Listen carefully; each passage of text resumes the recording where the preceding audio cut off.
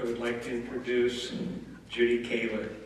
Judi's come to our rescue several times, once before the supervisors, and we won that one.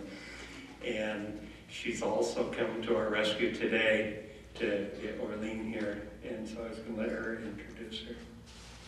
Thanks, Larry. I'm just coming to his rescue because I got him into this. I'd like to introduce the speaker. She received a panicked call from me about 8:45 this morning asking if she could please drive 3 hours tonight and help with this because Pastor David was sitting at the Baltimore airport and would be for about 10 hours.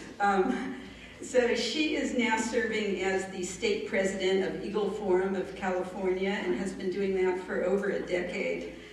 She's a fantastic lady. She's a former teacher. She's taught for 20 years journalism, speech, and drama, and just has used her research skills after she retired to look. I think she's written 7 books, and she's become an expert on Common Core from the point of view of from all of her experience in education. And she lives in Santa Rosa with her husband. She has raised 6 children, and I think she has 6 grandchildren. 14. 14 now? Not yet. Since this book came out, which isn't that long ago, they've doubled, I guess. She's written this fantastic little book on America Needs Revival, Not Revision, on the Article 5 Convention. I'd like to introduce Orlean Koehle. Thank you for coming.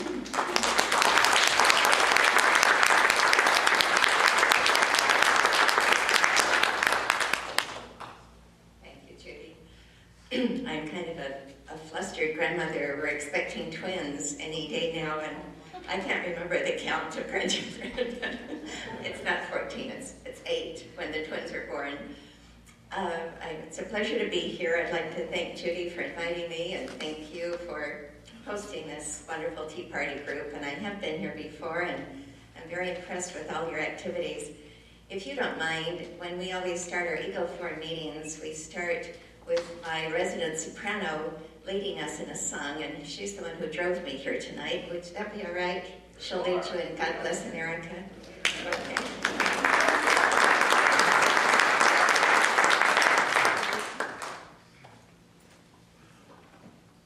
Was that class May 9th?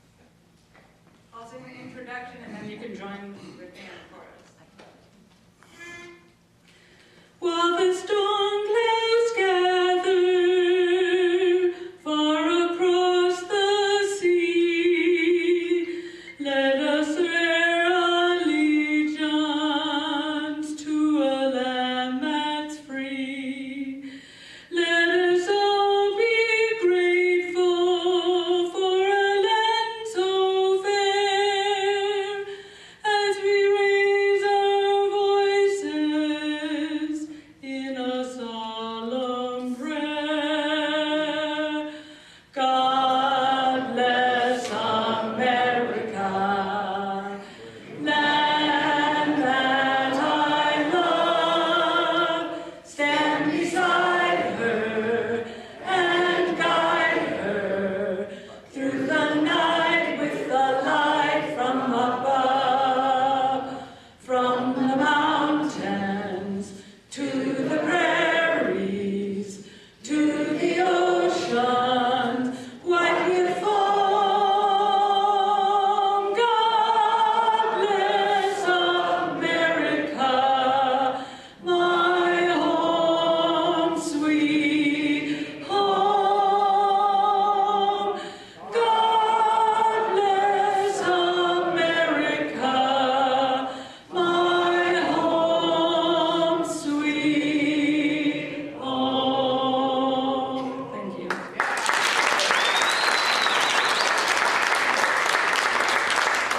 I forgot to tell you her name. That was Jennifer Delaney. And she's also a member of our Eagle Forum board, as is Judi Koehle. You'll be surprised how many Eagles are in your state.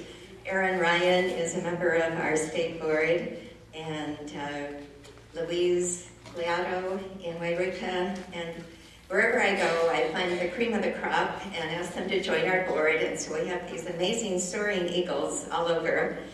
And I really appreciate the hard work that all of them do.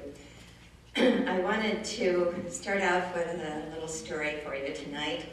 A lady was planning her resolutions for the new year last January, and she always wanted to include God in her plans. So she said, "Dear Lord, I only have 2 goals for this year. I would like a very fat bank account and a skinny body. Please don't get them confused like you did last year."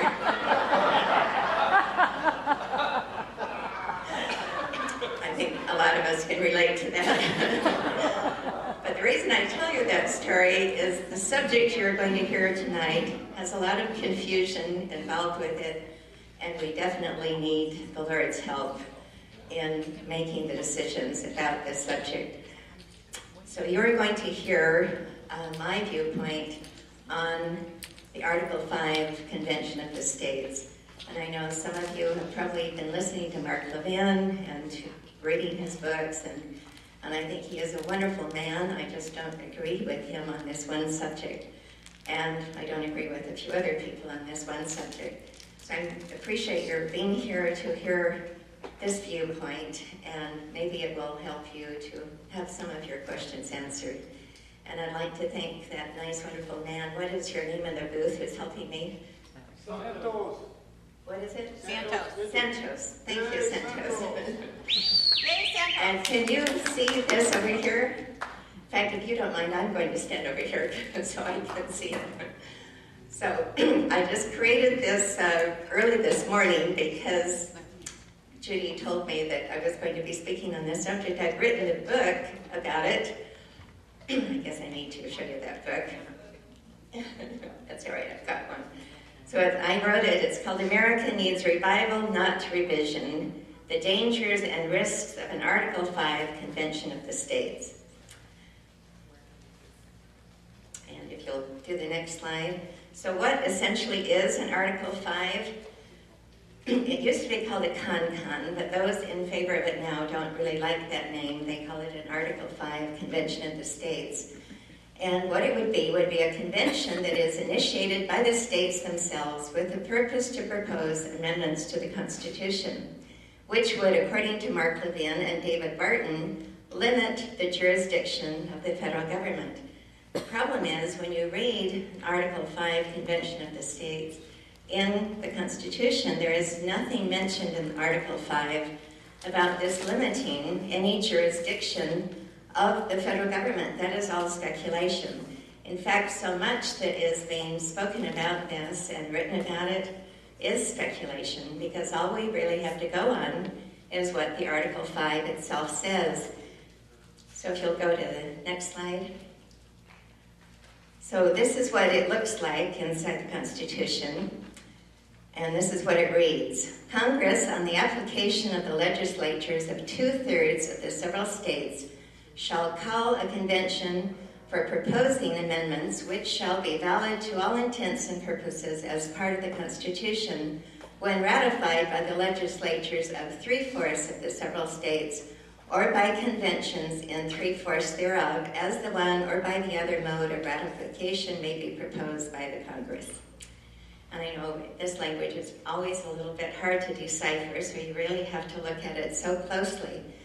So in this presentation, I'm going to essentially tell you the history and motivation for the various calls for a conference of the states, who are the various groups who want one, the dangers of a COS, does our Constitution really need changing, many questions to ask of proponents for a COS, and what is a better solution?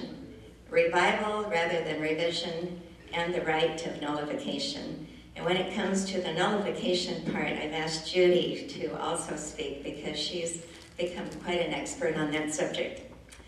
So the history, this latest movement is nothing new. There have been over 300 calls for a conference of the states since the Constitution was first ratified back in 1788 to 2014. Never has Congress agreed to call the convention before, They recognized how dangerous it would be to the Constitution. What would be any different this time? The next slide. So these are some of the amendment ideas that have been presented over the years. One of them was to end polygamy, which did happen in the state of Utah. One was to stop flag desecration, to promote a right to life and make abortions illegal, to limit funding mandates, to allow line item vetoes to limit taxation, for apportionment of legislatures, and always there has been a call for a balanced budget, over and over again. There's even been a call for 2 very progressive states to form a world federation. Isn't that interesting? They wanted a world government. And these, I think it was New Jersey and some other state back in New England. So who are the various groups who want a conference of the states? There are various conservative groups, as you see. One is called the State Policy Network. I receive the magazine that they send out every month. And you're going to help me down here? Oh, good. So the State Policy Network really consists of all of these other groups. It's the Heritage Foundation, the Freedom Works, the Cato Institute, Independent Institute, which is funded by one of the Koch brothers, the Goldwater Institute, ALEC, which stands for American Legislative Exchange Council, the Wall Builders, that's the group that David Barton founded and is the director of. And there are various radio hosts, Mark Levin, Glenn Beck, Rush Limbaugh, Sean Hannity, others, various Tea Party groups, Michael Ferris of Homeschool Legal Defense Fund, and Mark Beckler, who heads up a new organization that is really directly involved. Oh, okay. All right, great. Thank you. We're changing places now. Okay. So then there's a very large group of radicals named Move to Amend. How many of you have ever heard of this group? Well, it's amazing. The headquarters are right in Eureka, California. And one of the largest groups is in Santa Rosa, where I live. When I found out about them, I called up the number in Santa Rosa, and they were so delighted that I wanted to find out more about them. And they said, if you will please come to our very next meeting, we have the Green Party speaking for us. And that's who these groups are. They are very strange, very liberal, and there are more than 250 of them, and they all want a conference of the states. Code Pink, Coffee Party USA, that's the equivalent to the Tea Party USA, very small group. National Lawyers Guild, Friends of the Earth, Peace Action, Peace and Justice, Peace and Liberty Party of California, Progressive Democrats of America, the Ruckus Society, Sebastopol Grange. Sebastopol is a very big, large part. That's a little town just outside of Santa Rosa. The Sierra Club, the Green Party, and 17 affiliate Green parties, California State Grange, Kentucky Education Association, Peace and Justice and affiliates, Occupy Santa Rosa, and 17 other Occupy groups, the Unitarian Church and 18 affiliate churches. And then there's the radical online, very vulgar groups called Wolfpack and Young Turks. I don't assume that hardly any of you even know that these exist, but they are funded by George Soros through his media consortium. In fact, he is funding so many of these radical groups. And what mainly Move to Amend seeks to do is, their amendment is to get rid of the personhood of corporations, and that personhood is what affects their free speech rights. And if this were actually an amendment that was adopted, it would affect all of our free speech rights. So that is one reason conservatives are very opposed to their amendment. And then there are some really interesting preparatory conferences that are being held. One was held at Harvard Law School, September 2011, and these were the two main speakers. Lawrence Lessig, who's a very liberal law professor. They're giving him the title of the father of the Article 5 Convention of the State Movement. And Mark Meckler was also at that conference. and he is now the leader of the Citizens for Self-Government. At the time he spoke back in 2011, he was still part of the Tea Party Patriots group. And this is how radical this Professor Lessig is. He believes it is time to rewrite the Constitution. This was written up in the Texas Law Review, and another professor of law, a University of Texas law professor, Stanford Levinson, he believes our Constitution is dysfunctional and Congress should draft a new one. He is also very strong in asking for a conference of the states. Meckler's main reason is to have a balanced budget amendment. Then there are two other interesting people. John Paul Stevens wants to amend the Constitution so only the militia will have the right to bear arms. And Chief Justice Ruth Bader Ginsburg wants another attempt for an Equal Rights Amendment. As probably many of you know, it was the Equal Rights Amendment that really gave Phyllis Schlafly her claim to fame. And it was something very interesting going on back then. The Equal Rights Amendment had been passed by both houses. It had been signed into law by the president. This was back in the 1970s. All it needed was to be ratified by 2/3 of the states, and this was going very rapidly. And then Phyllis began to speak out against it. Even though all odds were against her and against, it wasn't even called Eagle Forum back then, it was called Stop the ERA. Even though all odds were against her, she began to just make sense of what she was saying. She said she was a constitutional attorney. She knew that the language of this bill would make it so that it was actually taking away women's rights rather than giving them rights. If there was a war going on and a draft, women would have to be drafted just like men. It would also take away the obligation of a husband to provide for his family. And there was secret language in there that would have made it possible for same-sex marriage, which is kind of going on now anyway, but this was back in the 1970s and something that America was very opposed to back then. And it would have also made possible abortion with taxpaying dollars on demand. And when the various states began to hear her speak, there were 3 states they lacked to be able to ratify the Equal Rights Amendment. They never could get those last 3 states. And 5 states that heard her speak rescinded on their ratification. So just one courageous lady leading this battle, and it's amazing what happened. And she's still courageously out there. She's now 90 years of age. She has just written 2 more books. They were published last summer. And one of those was the very first book that she wrote called A Choice Not an Echo. It's been reissued. What it told about back then was the kingmakers that were behind those who were put into office as president.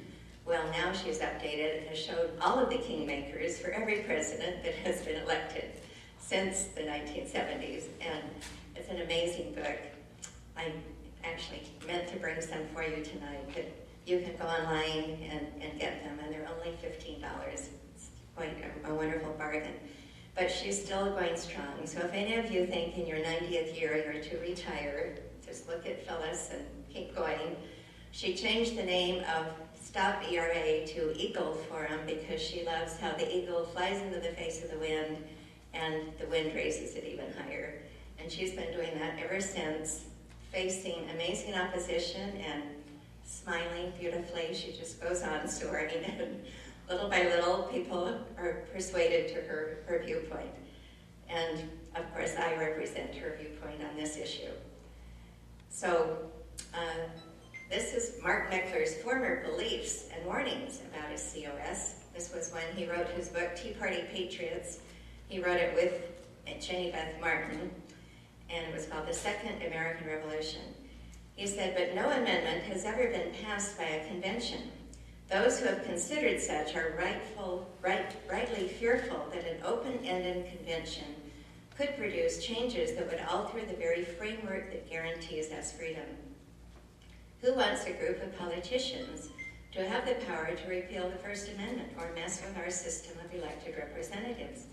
More likely, any convention would get so tangled up in such issues as abortion, gay marriage, and gun control that it would never be able to address anything else. Well, that was in 2011. What has caused him to totally change his mind on this issue? And who knows? I do know that there is a huge amount of money that is coming into supporting this issue. And it's maybe one of the biggest fundraisers they've ever had. Is that making a difference in who is supporting it? I don't know, but just keep that in mind. These are some of the dangers of an Article 5 Conference of the States. Once Congress convenes a convention, it cannot be undone or stopped. No predetermined rules or limitations adopted by either Congress or the states will have any bearing on what the delegates may choose to do or propose. Delegates would have free latitude to write an entirely new constitution or adopt one already written. Delegates could also change the mode of ratification. They could require fewer states to ratify it, thus almost guaranteeing its ratification. This scenario is known as a runaway convention, and it is not without precedent. Look at the example of the Constitutional Convention of 1787. And that's a picture of it that Judi was so kind to find for me and sent me this morning. So these are the changes that were made at that Constitutional Convention back in 1787. The delegates were told they were only meeting for the sole and express purpose of revising their Articles of Confederation. Maybe they wouldn't have shown up otherwise. At the time, the Articles of Confederation, AOC, was the law of the land. However, delegates soon found out that they were meeting to create a whole new constitution. Article 8 of the Articles of Confederation specifically stipulated that any alterations made to them must be unanimously confirmed by the legislatures of every state. But that was changed to three-fourths of the states. Who says that that could not happen again? Of course, the result of this was our amazing Constitution, which we feel was truly inspired. We feel this was necessary. But does it now need changing? Will changing the Constitution make congressmen more willing to abide by it? Since our elected officials are not honoring the Constitution, we have to add more amendments to change the Constitution to rein in our out-of-control elected officials. What would guarantee that the elected officials would honor or obey any changes to the Constitution when they don't show it any respect now? So would it not make more sense to recall or impeach or vote out of office the elected officials instead and get new ones? Good, I'm glad you agree. And I like to compare it to the following, because I truly believe our Constitution was divinely inspired, and I believe in it as much as I do the Bible. So changing the Constitution to rein in the out-of-control elected officials by an Article 5 convention is like saying, many Bible-believing Christians and Jews are not living by what they profess to believe in, the Bible, so therefore we will have to change the Bible to rein in the out-of-control, unrepentant people. To most of us, that sounds rather ludicrous, doesn't it? So I believe that the purpose of the Constitution is that also the purpose of the Bible. It is to change people's lives and to protect the wonderful freedoms that the Lord has given us. The Constitution's purpose is to make us free and happy people and secure our liberty and general well-being. This preamble explains it. To form a more perfect union, establish justice, ensure domestic tranquility, provide for the common defense, promote the general welfare, and secure the blessings of liberty to ourselves and our posterity. And that is beautiful. And I think truly inspired. And I would love to be able to preserve blessed liberties that we have for my children and my grandchildren. And we're not going to do it if we destroy our Constitution. I truly believe our founding fathers were led by prayer and inspiration, and this is a picture of them. And this is many of the founders themselves testified that it was miraculous and through divine intervention that they were able to produce such an amazing document. They believed it truly was divinely inspired. That is why it has survived our nation so well and for such a long time. This is a quote by George Washington written to a man named Thomas Nelson. He said, The hand of providence has been so conspicuous in all of this that he must be worse than an infidel that lacks faith and more than wicked, that has not gratitude enough to acknowledge his obligations.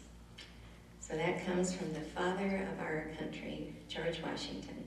He truly believed that the hand of God was in this amazing writing of the Constitution. So these are some questions to ask for those who are proponents of it. What is to guarantee that it will be a limited convention, as the promoters are saying, and it will just deal with one amendment? There is no basis for such an assertion. Every state will want to have representatives at the convention, and it is only fair that they do. Many states have a resolution to call for a convention, all dealing with different topics. 27 states in total, I think there's more than that now. Many have passed a resolution asking for a balanced budget amendment. Others want one restricting corporations. How can the proponents say this will be a limited convention and it will only be their amendments allowed? Remember, according to the history of Article 5 style conventions, regardless of any state or congressional legislation requiring them to consider only one amendment, a balanced budget amendment, for example, the delegates elected to the convention would possess unlimited, though not unprecedented, power to propose revisions to the existing Constitution based on the inherent right of the people in convention to alter or revise their government. This was a statement by Joe Wolferton from the New American, January 15th, 2014. More questions to ask. Will every state just have one vote, or should larger states have more votes? California and Texas and New York are huge states. Should they be granted more votes than the others? Mr. Ferris, this is Michael Ferris, asserts that Congress must ratify what the states have decided. He says that the Article 5 gives all the power of doing this to the states. How can he justify such a statement when there is nothing in the words of the Article 5 that say so? Who is to say that the conservative state legislators would be able to get their amendments through the conference without being outnumbered by liberals? There was a story that came out in the Texas Eagle Forum newsletter, and it painted a picture. It said, here we are, we're all gathered at this convention, and everyone is so excited, and the conservatives are all there ready to propose their amendments, and then they look around and see that they are so greatly outnumbered by these move to amend people who have over 250 organizations that belong. And lo and behold, the move to amend people just take over the convention. And what would be stopping that from happening? So just kind of keep that scenario in mind as well. Why is Mark Levin keeping quiet about Vermont's and California's Article 5 resolution? Mark Levin is always, whenever he hears of a new state that has had their Article 5 convention be ratified by their state legislators, their resolution, he's always praising these states. But Vermont and California, he never said a word about. Why was that? Because their amendment was for this idea to limit corporations and to take away the personhood of corporations, essentially limiting their free speech. This would also take away corporations' ability to finance a candidate. Well, it would take away our ability to finance a candidate as well. And there's just so much to this that people are not being told about. But this move to amend, that is their biggest amendment. And if they took over the convention, that's what they would do. And they might rewrite the Constitution in the process, because that's kind of what one of their goals is as well. So could it be because move to amend resolutions limiting the corporations and calling for the overturning of the Supreme Court's Citizens United decision, that was the decision that upheld the right of corporations to have free speech, and they want this overturned? What is to prevent a Conference of the States application opening the entire Constitution up for amendments? Our federal system, our liberty, could be extinguished with 8 little words added. The sovereignty of the United States is abolished. Wouldn't that be something? And if you notice the Democrat convention, how easily they abolished under God from their convention. And then, fortunately, a few people protested, so they brought it back in. But with all of the ruckus of the convention, a lot of things slipped through without you even knowing how easily that might happen. And how quickly would the 2/3 ratification by the various states happen if the Conference of the States were actually successful? It usually takes many, many years for any ratification to take place. In the meantime, who knows what could be happening to our nation? So there's just so many questions that need to be answered in this. This is a letter from Chief Justice Warren Burger that was written to Phyllis Schlafly. And Chief Justice Warren Burger is a liberal, well, he's dead now, but he was a liberal Chief Justice. And yet this is what he said on the subject. I have repeatedly given my opinion that there is no effective way to limit or muzzle the actions of a constitutional convention. The convention could make it its own rules and set its own agenda. Congress might try to limit the convention to one amendment or to one issue, but there is no way to assure that the convention would obey. After a convention is convened, it will be too late to stop the convention if we don't like its agenda.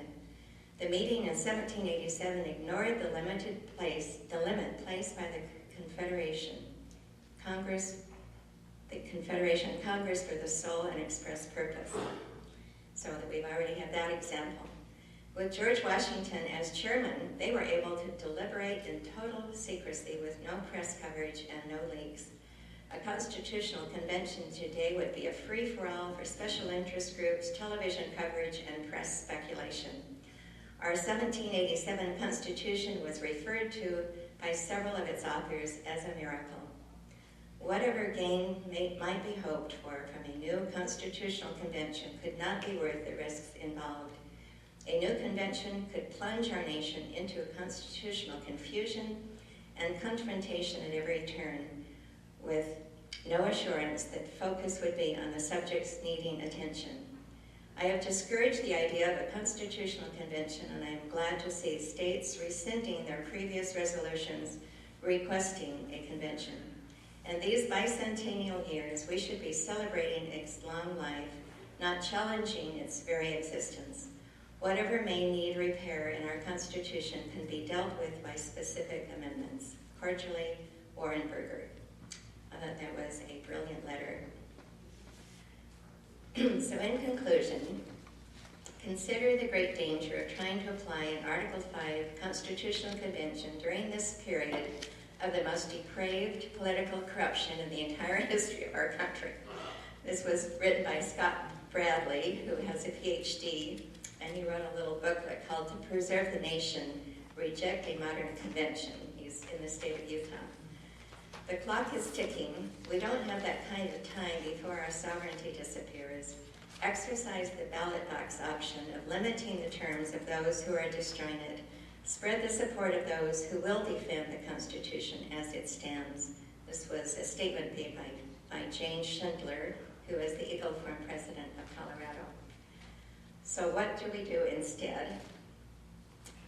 A better way to save our Constitution and our nation.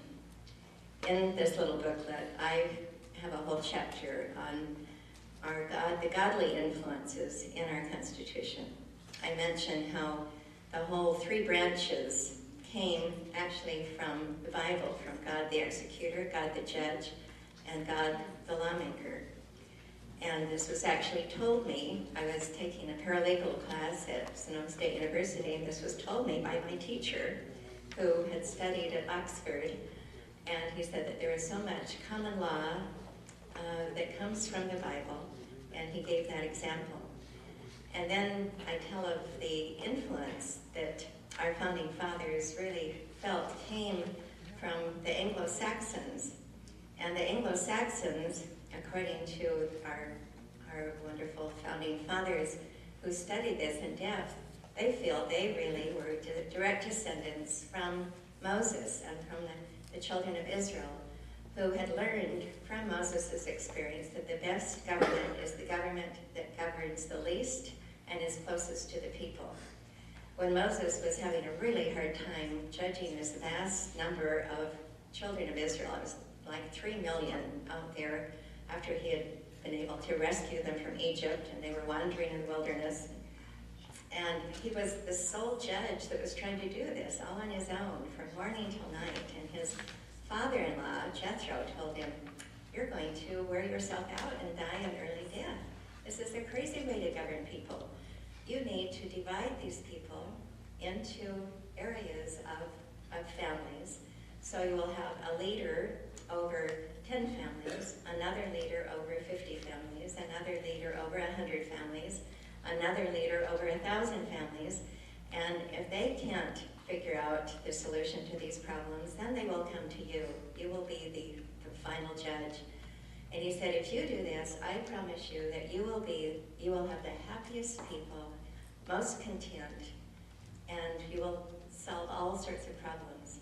And so Moses thought this was very wise. He decided to try it, and the people loved it. They loved having leadership that was closest to them.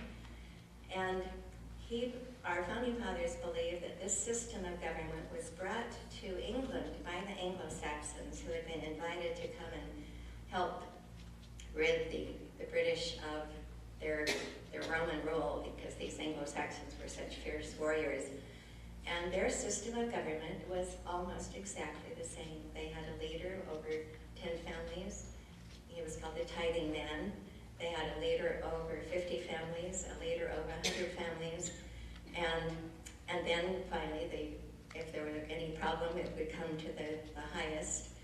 And it was amazing. And so they bypassed the form of government that England had then and went back to the Anglo-Saxons.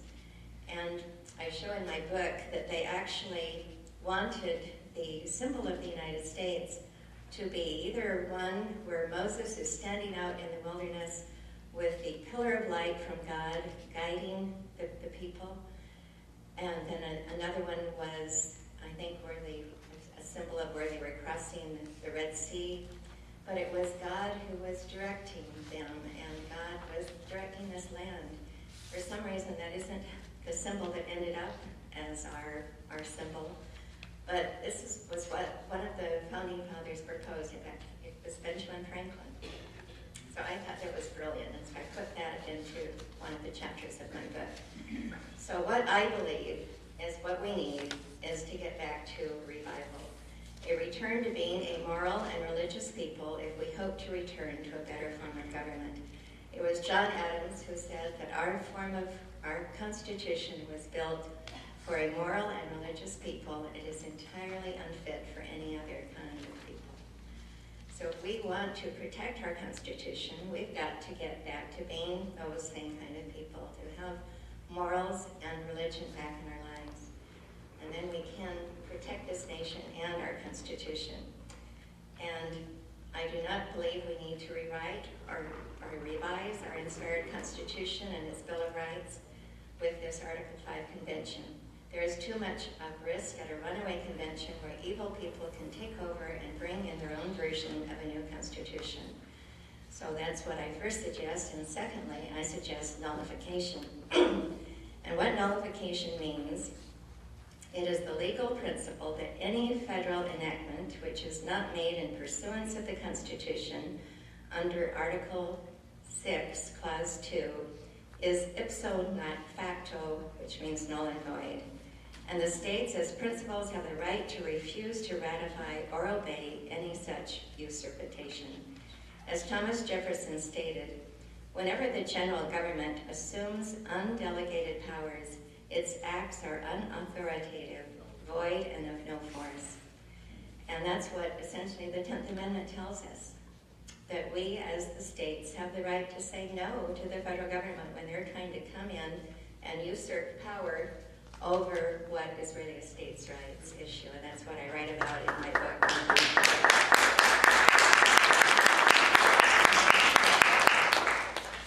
And so, in conclusion, it's really the duty of the people to preserve the Constitution. It rests in our laps. And Judi will now tell us more what this nullification means. She has some wonderful quotes from brilliant people on the subject. So I'll turn the time now over to Judi.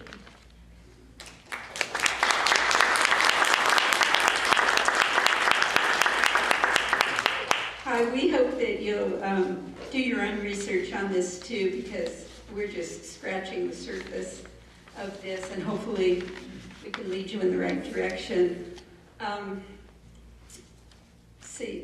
How many of you heard Chris Ann Hall when she was here, when she did the genealogy of the Constitution class last October? A lot of what she brings into it touches on nullification, and she's written a fantastic book that could explain a lot of it called Sovereign Duty, which you can get through Amazon, I believe. And it has parts on the con, parts on nullification. And some of this is from there. And it's incorrect that the federal government is the boss over the states. And when Chrisanne goes into the history of it, it becomes real apparent why. So, in truth, it wasn't the central government, but the states who were intended to retain the most power in our republic.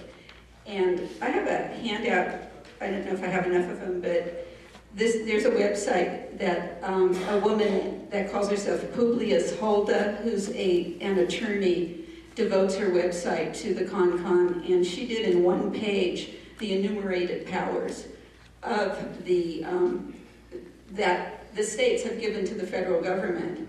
So what we're really supposed to do to see the federal government's powers is to see if it's in the Constitution. We're not supposed to look at the states and say, well, the Constitution, and say, where are the states' powers? And this is one of the arguments against nullification. People will argue that nullification isn't in the Constitution. Well, no, it's not in the Constitution because it is reserved for the states and the people. It's not a constitutional right. It is a natural right, just like parental rights, just like all of the Bill of Rights, that whole thing with the Bill of Rights, if that were not in the Constitution, we would have it anyway. And there was a big discussion and arguments in doing the Constitution that whether or not we should have a Bill of Rights, because when you have a Bill of Rights, then the government starts defining it for you, just like freedom of the press.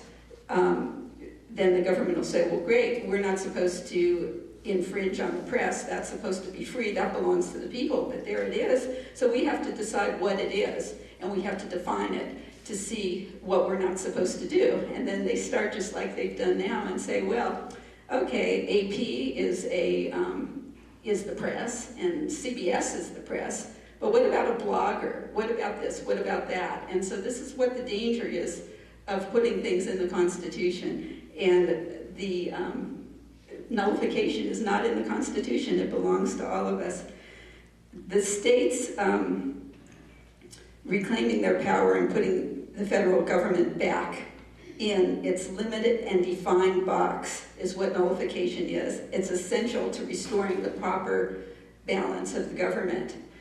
So the largest impediment to this on federal power is the level of ignorance and miseducation among the people. The people don't understand the Constitution, and we need to be educated in it, and then we would know what our power is. But that's been kept from us. And so this is what a lot of people are doing now. Pastor David, who is going to be here, has an institute on the Constitution. Chris Ann Hall goes around the country teaching the Constitution. And incidentally, in case you'd also like to see Pastor David Whitney's presentation, he'll be in Grass Valley tomorrow night at 6:30. And Santa Rosa Thursday night. And in Santa Rosa on Thursday night. So either one of those two.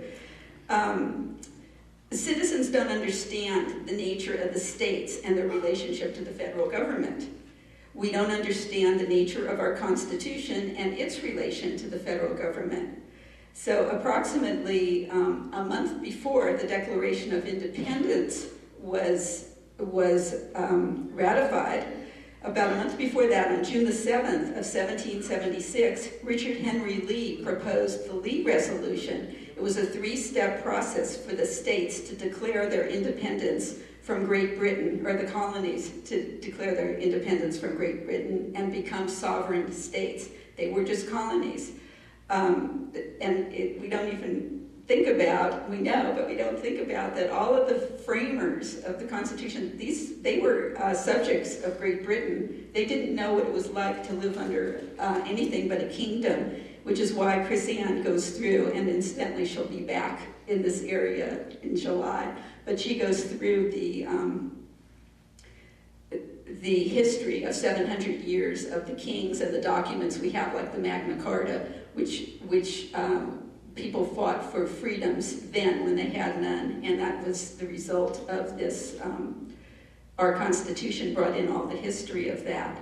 And the declaration that Richard Henry Lee proposed, which became the Declaration of Independence, said that these united colonies are of right and ought to be free and independent states. And that's not like the state that we think of California.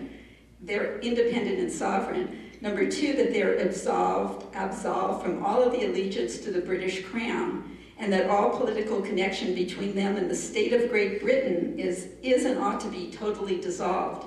They referred to Great Britain and Spain and France as states, and so the colonies were referred to as states because they were totally sovereign. There was no central government at that time in 1776.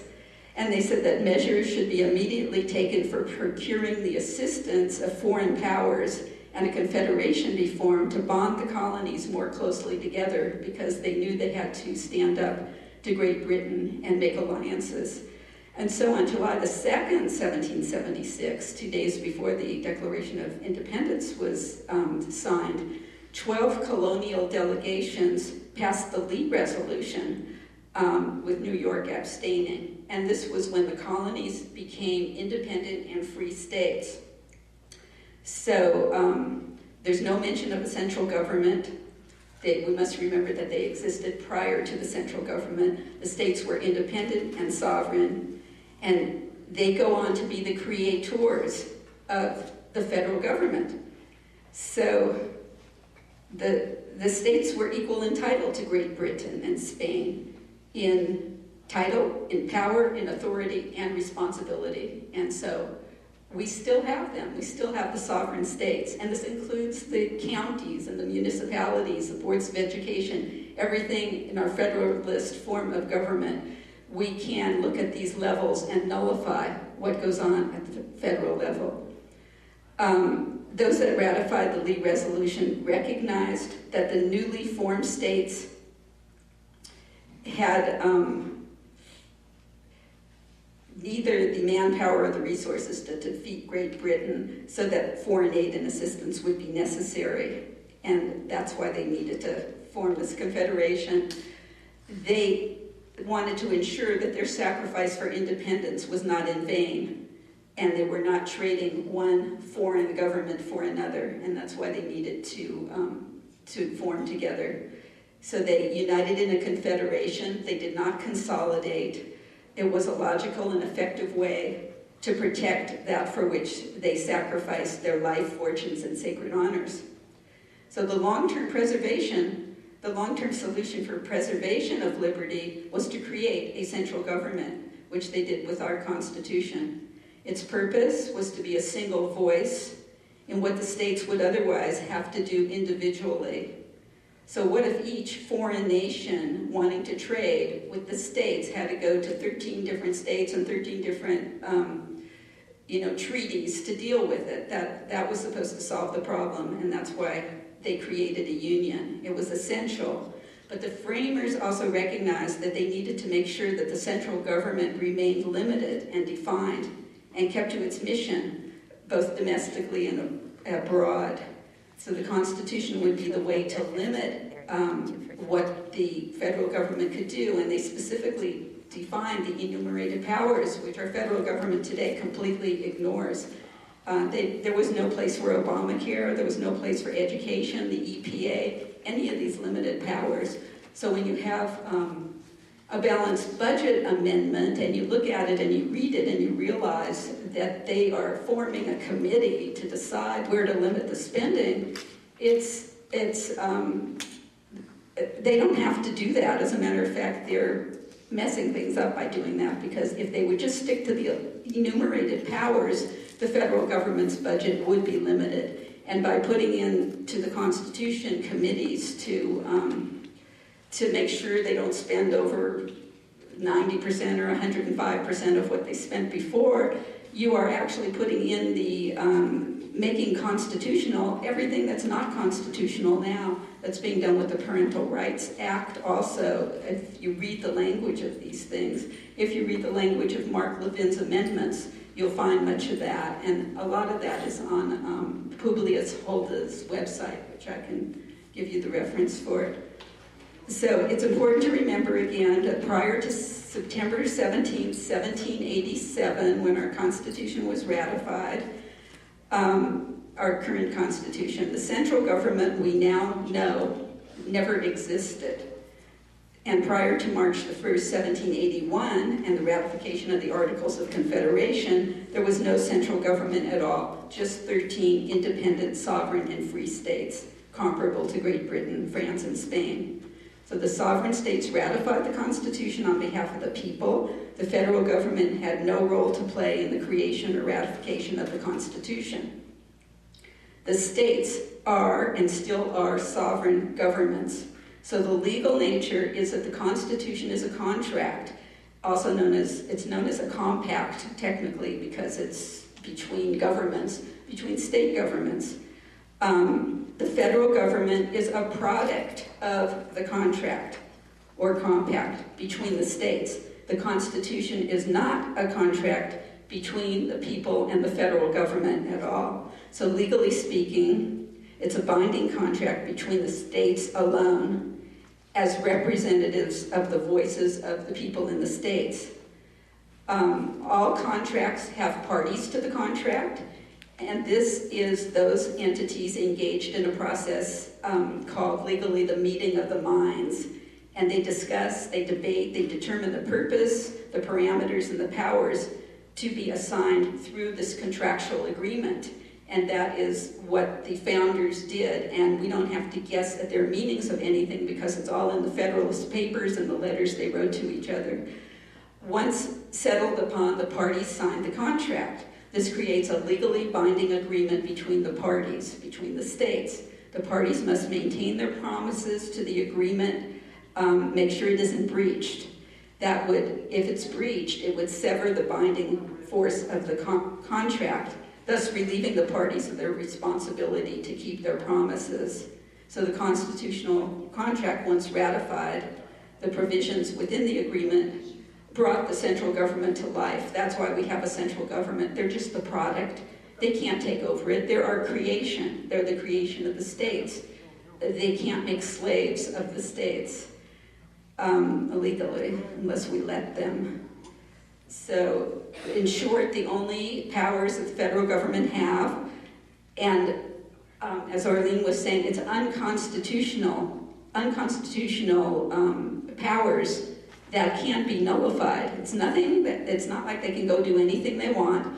They have to stay within the Constitution. So the Constitution limits to about 4 categories anything the federal government can do, and that is military defense, international commerce and relations, that's 1. 2 is immigration and naturalization. 3 is domestically, to create a uniform commercial system.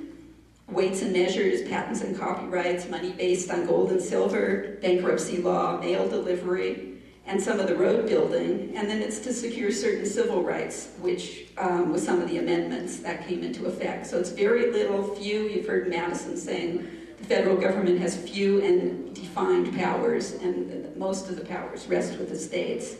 So the central government is a creation of the states, intended to be an agent for the states, not a ruler over them. The federal government has no sovereignty of its own outside the powers delegated to it by the states.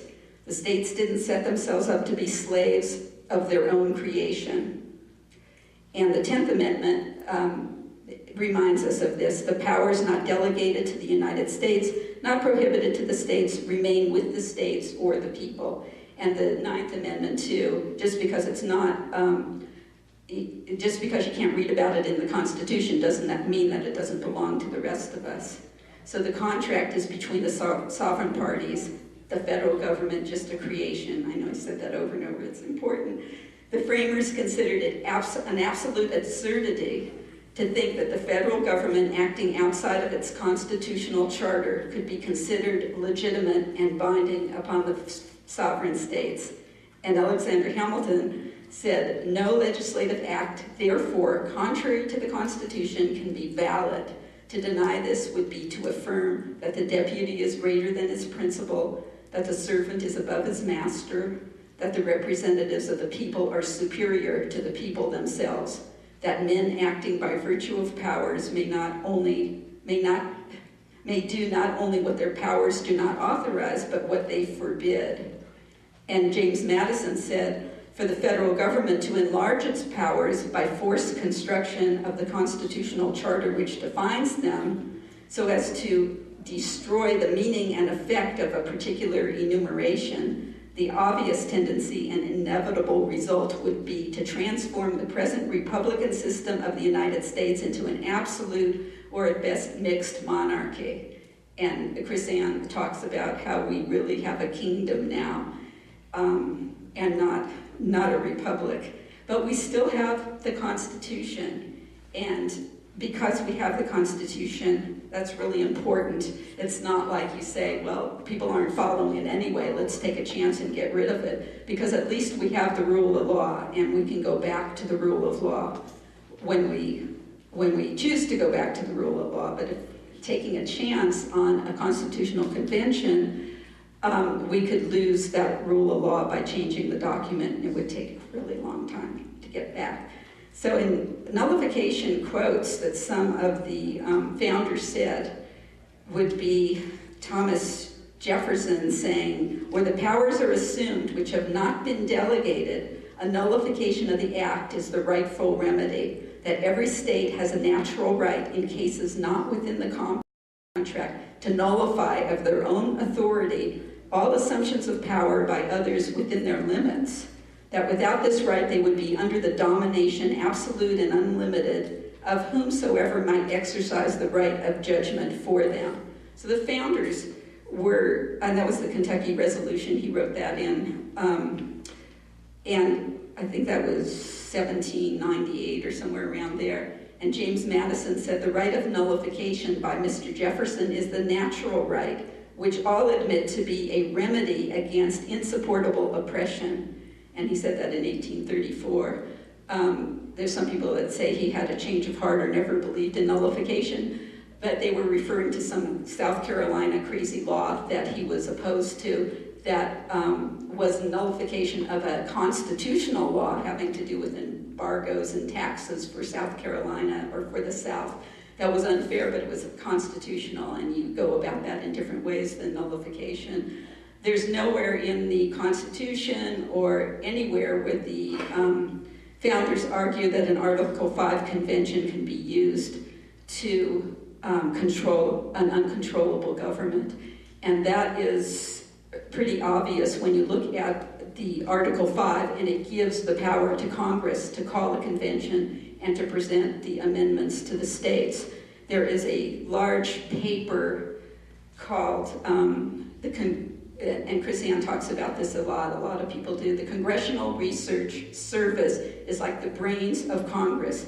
There are attorneys who have written papers on what Congress is going to do when an Article 5 convention is called. It's not speculation, it's what the Congress thinks.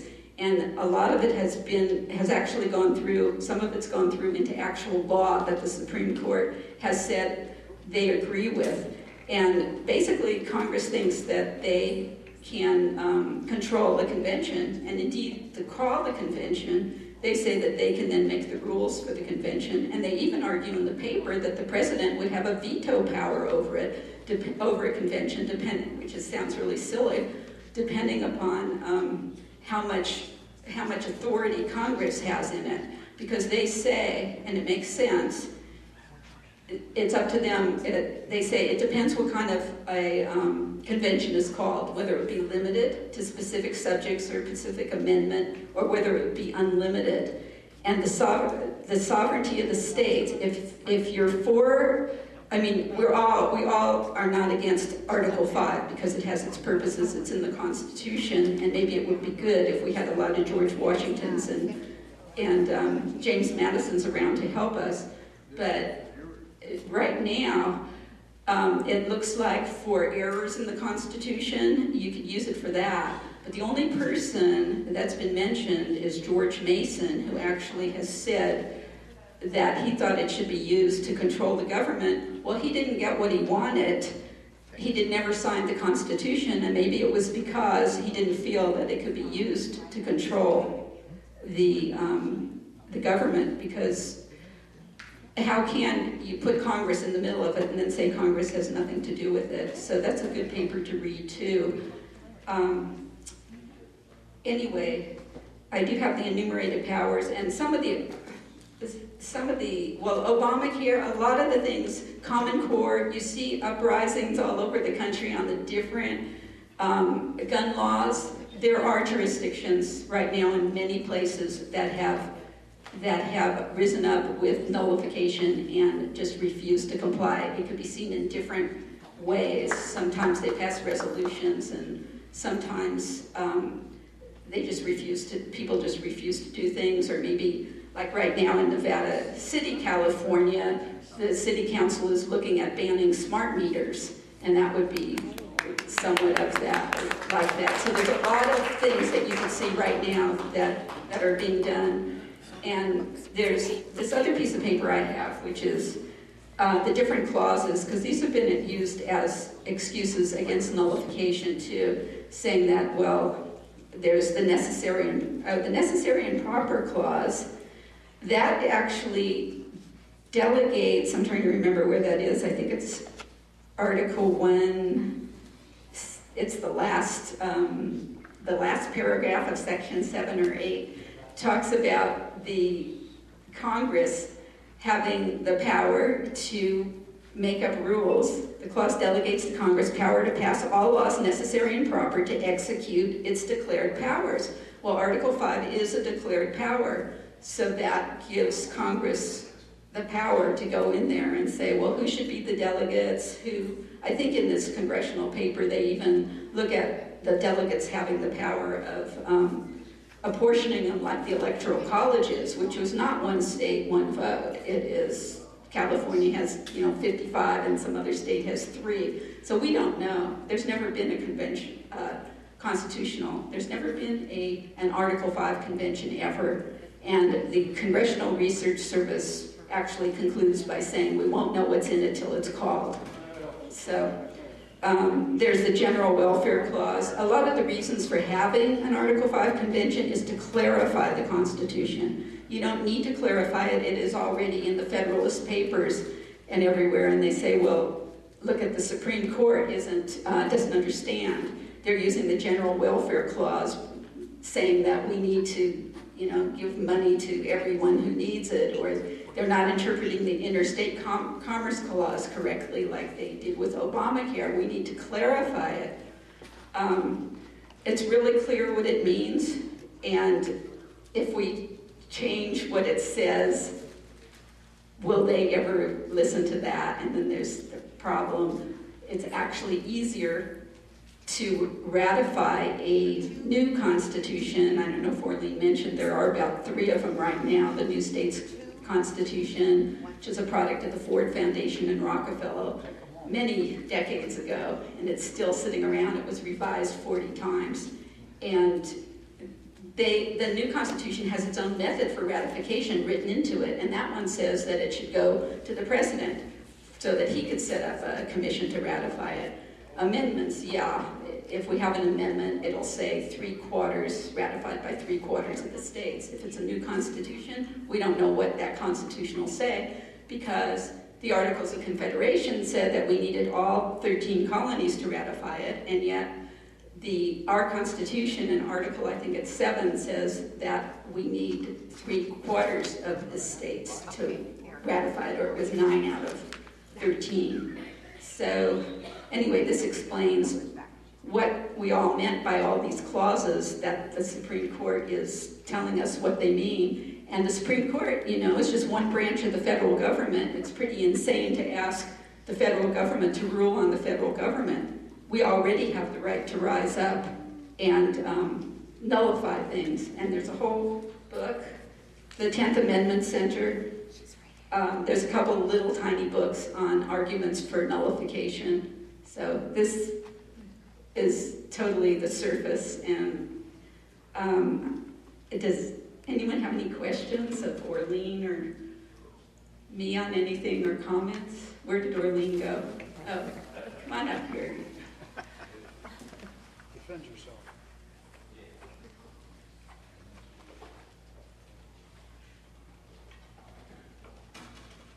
Well, I'd like to thank Judi. She added so much more to that. But just in conclusion, we think it's really hard to work on something that was actually divinely inspired and has lasted more than 250 years. And we think that our Constitution is just amazing.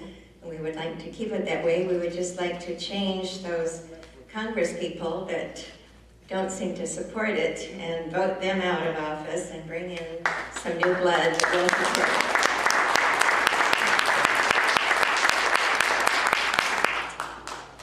And Judi has some handouts for you, and my little blue booklets are back there on the back table. And any question, otherwise we will turn the time back to, back here, 2 questions.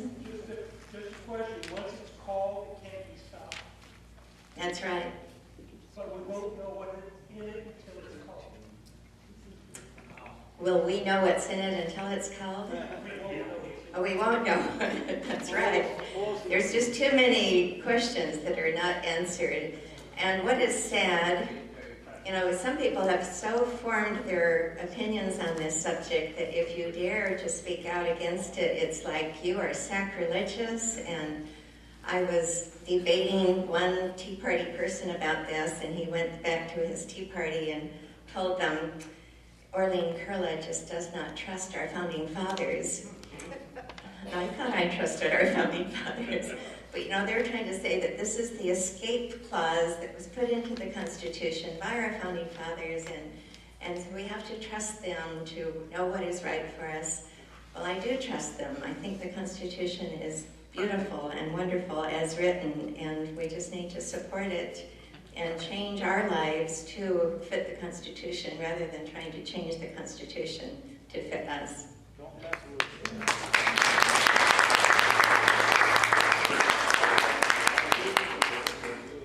Thank you, Orlean and Judi. And she's right. I know Carla and I and Judi, we've been called a lot of names in the last month or two, just because, not only because we oppose the Convention of State, but because we wanted to have a meeting and invite a speaker who was opposed to it. So we're illiterates, we're not bright, what were we? Constitutional illiterates? And constitutional hypocrites. And uneducated. I have just a couple quick announcements before the world famous Paul Preston. What do you think of our sign? We've had it for quite a while, but we pin it up on the wall and stuff. So Larry Mertz made the frame for it, and we put it up there. It looks like a brand new sign. Thank you, Larry. Awesome job. The other one, and I should have mentioned this before, on your bulletin that you got tonight, on page 7, is a big announcement. And that's that our Tea Party is going to have a 2-gun raffle.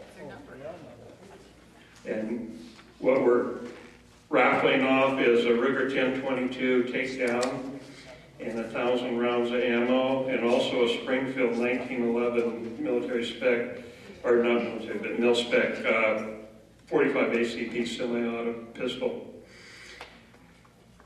Larry has the tickets back there, and he's in charge, and it's only $5 a ticket. So you're getting about $1,000 or more worth of ordnance here. See, Larry, before you leave, buy a couple tickets. This is how we're going to be raising money so we can get our fair booth.